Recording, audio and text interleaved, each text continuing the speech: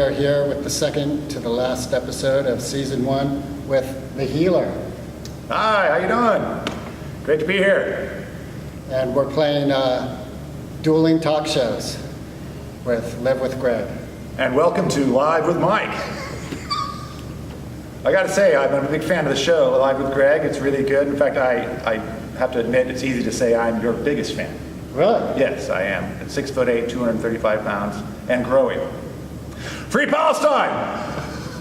So, what we're going to talk about today is how to save Israel from itself. Oh my God, that's impossible. All right, let's hear it. So because you know what I see here is I see a lot of death, destruction, 66 years of oppression of the Palestinian people, and a lot of quietness from American Jewish population. A lot of, oy vey, that doesn't mean, you know. Well, here's what I gotta say to that. Here's my theory. Because I had a feeling this might come up. See, first episode of Live with Mike, but he already knows I'm a hard-hitting, you know, you got a nice little frou-frou little show here, you know, children and all that. Yeah. Live with Mike is going to get you the stories. Go ahead, talk.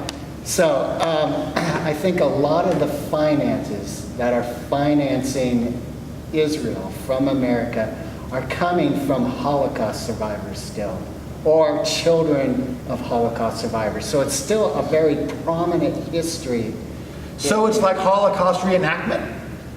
Yeah, only we're on the winning side this time. Apparently that's what it is. But the extras aren't really being treated very nicely in this situation. No, in fact, I don't think they lost their contracts. Yes, so there's a plan going on right now, actually, to encircle Israel and to cut off the supply of water and food and control their movements. Just exactly what they're doing to the Palestinians. What do you think about that? I think it was tried, failed. Maybe a different plan would be wise, but if you want to try it again, go for it. Okay, so obviously we know what's going on here. I'm pro-Palestine. I am pro-freedom, and I am against the occupation. 66 years ago in 1948, the state of Israel was created. I believe the Holocaust was a horrible thing, possibly the most horrible thing of the 20th century. The second worst thing was the creation of Israel. People who were put into a land and displaced the people who lived there. That's not necessarily true. See, Jewish people have lived there for a long time. In harmony with their Arab neighbors, but not the Zionists. Right, now that's exactly it. And that's part of the problem, I think, globally, is I think fundamentally people want to live together and respect each other and be happy. But you get some people in power or some minorities with really loud voices or really big guns, and they create a lot of damage. You mean like the Jewish terrorists, the Stern Gang, and the Jewish terrorists, the Haggadah, who created Israel during their strikes against the British who previously occupied Palestine. The British Stern Gang destroyed the King David Hotel, killing 150 people, half of them women and children, which is like started the precedent of that Israel is now doing. They killed 500 children, about the age of your family, in Gaza, just recently. Gaza, in case you at home do not know what it is an open-air prison on the coast of the Mediterranean that has been getting smaller and smaller as Israel creates more and more security barriers. They were launching rockets, missiles, and firing tanks into neighborhoods, and one time knocking down a 12-story apartment building. Do you know about the apartment building that they shelled and destroyed just down to the ground? I'm still stuck with the open-air prison. I think a lot of people in San Quentin want an open-air prison. Well, yeah, sure. That's a good contrast. They're very good. So anyway, that's basically, I'm going to pull it back now because it seems like I'm getting kind of aggressive. That's not what I want. No, I don't think you are. I'm good for hard hitting. Okay, excellent. Because I think the way to deal with this, since often, you mentioned the Holocaust survivors, and that's exactly what happened. Israel was created by the survivors of the Holocaust. These people had PTSD, up the yin-yang. They were damaged. PTSD? Post-traumatic stress syndrome. Right, okay, these were the worst kind of people to give a country. Okay, seriously. Now even the psychologist who wrote the definitive book of the Holocaust experience, he was in Dachau, he survived. And he said, the worst of us survived, the best of us died. Because inside that prison camp, you had to do things to survive that deprived others in there. Now, I totally feel for the people who survived the Holocaust, and I agree that the Jewish people deserve to have a homeland. The initial creation of Israel was 6% of the land of Palestine. Right. And now it has been reversed. 94% of the land is controlled by Israel. All of the traffic of Palestinians is controlled by Israel. And now Gaza has been given a restriction diet. It actually released how many calories they're allowing per person in Gaza. That's exactly what they did to the Warsaw Ghetto in World War II. Okay, so now, knowing a lot of Jewish people, as I do, in fact, I just did a kosher weekend, catered a kosher weekend at the place I work. Hava Nagila, yeah, has a little motzi after dinner, you know. I know the drill, and I know a lot of them are nice. I can also spot the Israelis walking through like cock on the walk, bullet heads, crew cut. One of them actually came and said, asked me where to put the cup. I said, are you Israeli? How do you know I'm Israeli? Seriously, that's how I reacted. I said, how do I know you're Israeli? Because you talk like this. Anyway, here's the deal. I want to reach out because I really am serious. I think the only way to save Israel from itself is the Jewish American people. I'm of Irish descent, so the Emerald Isle. Oh, I've got the thoughts of the poteen and the poetry, James Joyce, the music, fantastic. Of course, we have the troubles, and it's still a troubled place. A place, both sides, very similar to what we have going on in Israel. Just the fundamentalists, the hardcore people killing each other, where most of us don't want that to happen. So I've always been against that kind of conflict. And so my thoughts is if you want to save Israel, you need the Jewish people have to go look at it. They have to take ownership of it, and they've got to take out the bad stuff. They've got to core out the apple. Because in the last month, Israel has lost $8 billion in international funding due to the way they've been treating these people. They are trying to use the conflict in the Ukraine, the conflicts in Syria, the rise of ISIS in Iraq and Syria, to cover up their final solution for the Palestinians. They are crushing them. Even after the end of the Gaza, when the camera is turned away, if you go on to, if you read the Guardian website from England, or you go to BBC, or if you go to Russian television, or if you go to RT.com, you'll see that they are still seizing land. They just seized 1,000 acres outside of Bethlehem for the settlers. Now, I want to know, are you willing, or are you interested in saving, like I tried to save Ireland by trying to stand up and say, both extremists on both sides are wrong. And we need to do something like what my organization that I support is boycott, divest, sanction. Israel's not going to be destroyed. It's not going to happen without the whole world going up. We know that. They've got nuclear weapons, which they stole from America. Israel has been using espionage against America from the beginning. They actually attacked a ship during the Six-Day War. They attacked an American ship, 27 casualties. And they knew the ship was here. They said it was an accident. They had flown by earlier and waved to them. So, okay, now these are the things that have happened. We have a special relationship. America has a special relationship with Israel. $325,000 an hour has been going to them in aid for 66 years. Well, we haven't given a penny to Detroit, okay? So we have 16 million African Americans living in this country, and a lot of them live in Detroit, okay? That far outstrips the population of our Jewish population. Now, this Jewish population, I think, is, like you said, they're contributing. They're just sending money. AIPAC, the largest lobbying thing. The 6% of America's population is Jewish, but the AIPAC controlled with their lobbying foreign aid. They get 55% of our foreign aid. What gives? Why? And then why don't we have any support? So anyway, what do you support the boycott, divest, and sanction movement against Israel to stop Israeli apartheid? I don't know enough about it to support it. That is a good point, and that's why I'm here. Boycott, divest, and sanction is very similar to the operations that were taken against apartheid Africa. Are you familiar with South Africa? Do you have any information about that? Free Africa.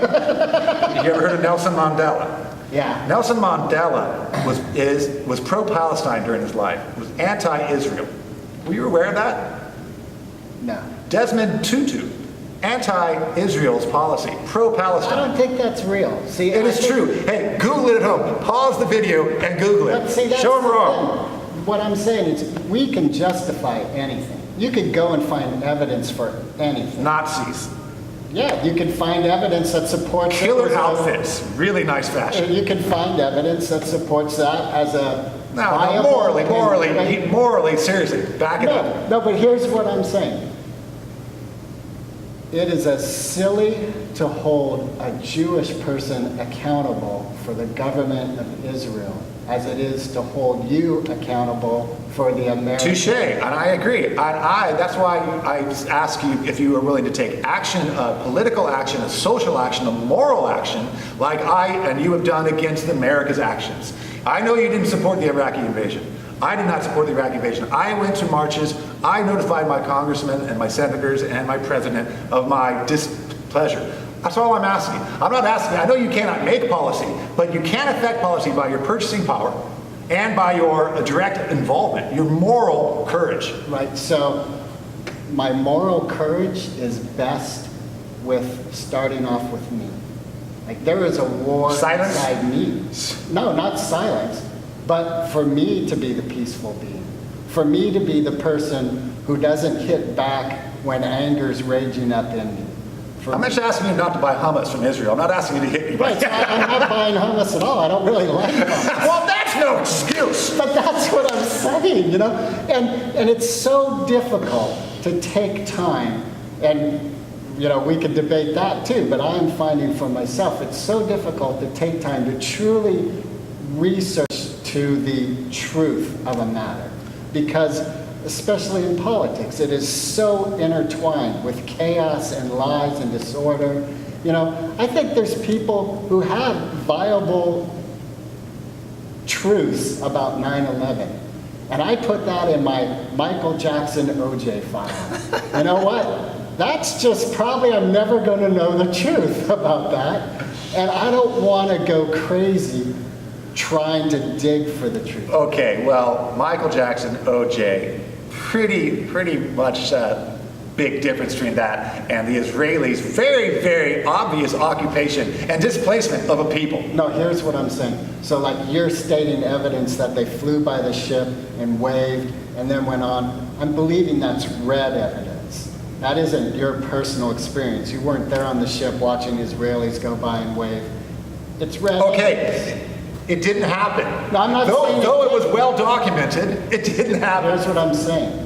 That there is a lot of well-documented evidence out there supporting. Okay, so what do you admit has happened in Israel? Because are you an Israeli denier? Are you a Palestinian denier? Do you deny that the land that the people were in there, that they were originally in 1948, they were allotted by the UN, they were created and they were given 6% of the land of Palestine? Right. Is that just myth? No, that's real. And then the Arab nations around them, now I don't know if this is 100% true, this is my understanding of the historical facts. The Arab nations around them told the Arab people, get out of there, because we're going to go in there and desecrate this. Israel's not going to exist in the next month. So leave, we're going to go in, kick their ass, and then come back home. So they all left. Arab went to kick their ass, got their ass kicked. So you believe that the Arabs started that war? No, I think this has been going on. Like if we're looking historically, and here's where you get historical documents that go back like 4,000 or 5,000 years, are kind of sketchy because you start getting into biblical things and, you know, well, this is... Oh, Numbers 35 in the Bible, Old Testament, I know it well. Moses came out of the desert and said, go to the land of milk and honey and slay every Canaanite there, women, children, and men. Right. They are the originators of the Holocaust, and that's in their book. No, see, they're not the originators, because you can also go to that book and find the states that were there to slaughter off all the Jews. It has been a mess forever. Like, and here's, you know, do I believe in, now I just forgot the sons of Adam and Eve. Cain and Abel. Cain and Abel. Do I believe in Cain and Abel, like personally, two brothers? Not really, but I think the premise of that story is, since day one, humanity has had a fucked up... Okay, well, the reason why I bring up the Old Testament is that is what the settlers who seized the land from the Palestinians, they use that document as the proof. They say that document gives us the right to this land. Just as you have a document that you're saying justifies action because this document says there was a flyby and a happy wave, and then they went Okay, I'm willing to home. concede that one. Let's not talk about that All one. right, Forget I well, brought it all up. right. Okay, how about this? How about the displacement, occupation, imprisonment, and murder of Palestinians today, now? Is that happening? Yes, it's happening there. It's happening with American political system. It's happening. with probably- America supports Israel. Without America, Israel But would even not just- exist. Just even America itself, like we know that there are heinous acts going under, this is for democracy, this is for freedom. But aren't you willing, and you're willing to raise your voice about those? Or is that still too much for you? I am, but my voice, I don't think, is very impactful. And here's part of my train of thought here. People, like especially you and I living in Marin County, you can't fucking trip unless you fall into someone with an iPhone, right? And if you trace back what an iPhone's coming from, you're finding a 14 or an 11-year-old kid who's going 2 miles down into a mine to pull up the stuff that's going to make an iPhone. Is that right? No, it's fucking heinous. But is my voice going to do anything about it right now? Smash your iPhone. I don't have an iPhone. Free Palestine! Yeah! That's what I'm saying. No, okay, so I get you. It's true. It's all fucked, so we should just go to the park. No, it's all fucked, so we should just keep looking at ourselves. What am I doing that's fucked up? You know, like this It's not fucking just iPhones, heinous- by the way, it's all phones have that chemical. Right. Yes. Right. But I'm proud. No, I'm not. Mineral. I'm proud Mineral. to say I'm a white Marin and who has a 9-year-old phone. And what does Yes! that make me? That makes me a piece of shit because I still got a phone and some little kid might for it. Yeah, okay, great, point taken, that's good. We have a lot of things, we can pick and choose what we complain about. I choose to complain about this aspect of Israel. It's coming from my taxes. That building was taken down by an American-built F-15, an American-built Stryker missile. I believe it was a Stryker, maybe a Hellfire. Now you're talking about the apartment. The apartment building, When did it happen? it's happened during the most recent Gaza war. And they said, Within the past couple of weeks. yeah, about 3 weeks ago. And they said, well, what we did, we do the rooftop knocking first. We send a small missile, knock on the top of the roof, let the people know to leave. Then we send the building crusher. And here's my situation with that. If you know 100% there's a terrorist, Hamas terrorist in that building, you blow it up. You don't knock. No, you do Bin Laden, man. You go in stealthily and take that. I would prefer a Navy SEAL do it, you're right. But, so their argument, what I'm doing is they're saying, oh, we warned them, we gave a rooftop knocker. Well, the rooftop knocker, well, that means you get out because we know you're innocent. Because if you're guilty, you just kill them. But get out because you're innocent. So they're admitting they're just destroying the infrastructure of a community. They pillaged the water supply, they destroyed the water supply, the electricity plant, the sewage treatment plant. They're just sending them back, and also you can have interviews on YouTube you can find with Israeli commanders saying, we are here to kill them because they are Arabs and we are Jews. Members of the military are outrageously religiously driven. This is a holy war. Now, this is what I'm trying to do. Like I said, I know there's a lot of things we can't affect, and there's a lot of parts of our life, everything we wear, well, all my stuff is thrift store, so I think it's been purged already. This is a Palestinian kafia that I got at a peace march. Okay, now, I had this kosher weekend we had 216 Jews living out at the place I work for 2.5 days. They came on Shabbat, they koshered the city, they koshered the whole place on Thursday, and I left this in my car out of respect for their moment, because also I want my job. So I'm a conflicted guy. And the Zionists, while I'm feeding these people, I hear these young teenagers who go to a Jewish high school, of which there are a lot of Jewish high schools in America. They're private schools, and they are madrasas. They are brainwashing these children. I've heard these kids in line for the food, bragging to each other how once they turn 18, they're joining the Israeli Defense Force, and they're going to go kill Palestinians. Word for word, I heard them say to each other. And you can find Americans that are saying they're going to do it to the Arabs. You can find Americans that are doing it to the Hispanic. Yes, all those young kids are really great. Our military was the same way. They brainwash them. Most of the kids get brainwashed by Call of Duty. Game I play myself, a lot of fun. But I don't actually go out there and live it. I don't go out there and shoot it. For one thing, I know how dangerous. Call of Duty shows you how dangerous war is. You get your head blown off like every 2 minutes. And And the by a lot more landmines. skillful kids. Those Claymore landmines, man, you run around a corner, boom! So, okay, so here's the point. What I'm trying to say, I'm trying to find common ground in which we can address this problem as people and reach out to the population of the 6% of American population of Jews. We say, are you willing to, I want Israel to survive as a happy place like Ireland is my mind. Ireland has gone a long way to solving the problem where members of both sides have gone together to solve this. What I keep coming up to is it reminds me of that science. There's someone coming in with lots of boxes, so this may get cut short. The interview might be cut short, But, we're tapping into some good stuff here. Remember that science fiction book you gave me? Hold on a second, I'm going to stop for an ad. One moment, we'll be right live with Mike, we'll be right back. Welcome back to Live with Mike. So welcome, He's go on. on my show. Remember that science fiction book that you gave me, where the whole planet was against this little fortress of humans? Like, Oh, Dosadi. is that it? Ah, yeah, it's exactly what we got going on in it. Right, and what was the solution? The guy figured out that it was that aggressive train of thought that was making the planet do it. So what he had to do is go out into the jungle believing it was benign. And not just pretending, truly in his being believing it was benign. And that's what I keep coming back to. I have to find true peace within myself.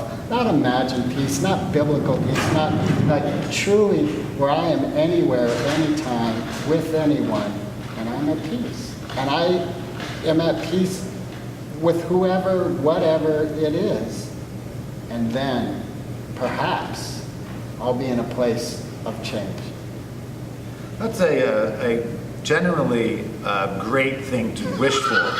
I personally don't think I will ever be at peace with myself. I'm at my brain, my conscious and subconscious is constantly at odds with itself. Often it does things that I can't really control. I admit that I am a slave to my own being, and I try and I strive, and I see that you are, by what you just said, striving to become a better person. And I try to become a better person by actively informing people about what I know, double-checking my information, willing to take criticism about information, and then getting more information so I can bring it forth to people. And most importantly, using the power of my wallet, and the power of my brain, and my tongue to convince people to make positive actions, because I believe inaction results in nothing. So the BDS movement, boycott, divest, sanction, was very effective against South Africa. Artists were asked not to go to perform at Sun City. Leonard Cohen recently went to a concert in Tel Aviv. A lot of people on the internet tried to ask him not to go, told him not to go. Pink Floyd, Roger Waters, strongly against Palestine. His Against breakthrough. Palestine or against? No, thank you. Against Israel, pro-Palestine, Against the Wall. The author of one of the most iconic rock and roll albums, The Wall, is against the separation of these people. The destruction in front of the whole world, very similar to what happened in the 30s with Nazi Germany, down to the point of what you said. There were plenty of Americans who said, I don't know enough about the Nazis, Right. and so I'd rather just go to the park. That's a solid point. Absolutely. Good. No, I'm on it. All I right. was just thinking that today about how the silence of World War II, like how silent America was. It wasn't even their knowledge of Nazism. It was when Pearl Harbor got bombed, where they went, all right, that's enough. Yeah, it wasn't. They weren't even angry at the Nazis. They were angry at the Japanese. A whole Right. new thing came up. But yes, so that's what I'm trying to reach out, because that's why I opened this whole thing up with how can we save Israel from itself? Because I believe it's not possible for me. When the IDF, Israeli Defense Force, when they attack Gaza, they create more Hamas soldiers. When Hamas attacks Israel, they create more IDF soldiers. That is the wrong way to do it. I do not support Hamas. I do support President Carter's suggestion that Hamas be recognized by the UN, but that doesn't mean to support them, because the UN also recognizes North Korea. So what I'm trying to say here is dialogue. We can't possibly, what changed the situation in Ireland was dialogue. Jerry Adams came to the table. they basically said we cannot progress with rocket launchers and machine guns. We have to have people sitting at the table. So that whatever success we had in Ireland came from dialogue. So I recognize that when I accuse IDF of crimes, I have to accuse Hamas of crimes as well. We won't bother to mention that 500 Palestinians were killed and only one is 500 Palestinian children were killed and only one Israeli child was killed during the recent Gaza war. I also won't mention to say the next thing I'm going to mention. Free Scotland! Oh, well, actually, that's an interesting point there, the Scotland issue, because, you know, what's up with that, you know? Dudes, I mean, like, do you know how much afford it? do you know how much money it's going to cost you to run Scotland by yourself? That's why they voted against Yeah, it. it's like the guy who wants to divide California into 6 spots. Fresno would just become like the shithole of the world. Yeah, Well, it might there's already a be. rich guy thinking he knows what's best for the poor. That's Yeah, brilliant. yeah, it's not a very good idea. But yeah, it brings up a lot of things. So my idea is, my goal today is I want to try to convince you of the viability of the boycott, divest, Yeah, sanction movement. I'm into it. So they're an organized, what is it, BS? It's boycott, divest, sanction.org, I believe it is. It might be .com.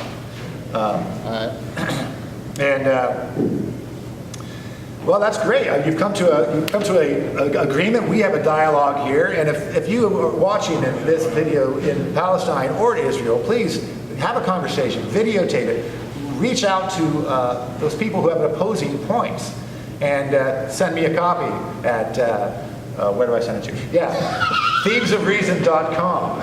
Things are and More don't forget rights. to touch yourself And regularly. look at the stuff that's scrolling by right down below there. Yeah, that's my email address. Send me an email. Send me the videos that you make in your neighborhood having this kind of dialogue. Thanks for joining Live with Mike. Thanks for being here, Greg. It's been a pleasure, always. Thanks for being on your show. Oh yeah, thanks for being, I didn't realize I had a show still. Oh no, your show's been canceled. It's all Live with Mike from now on. Free Palestine! My brother.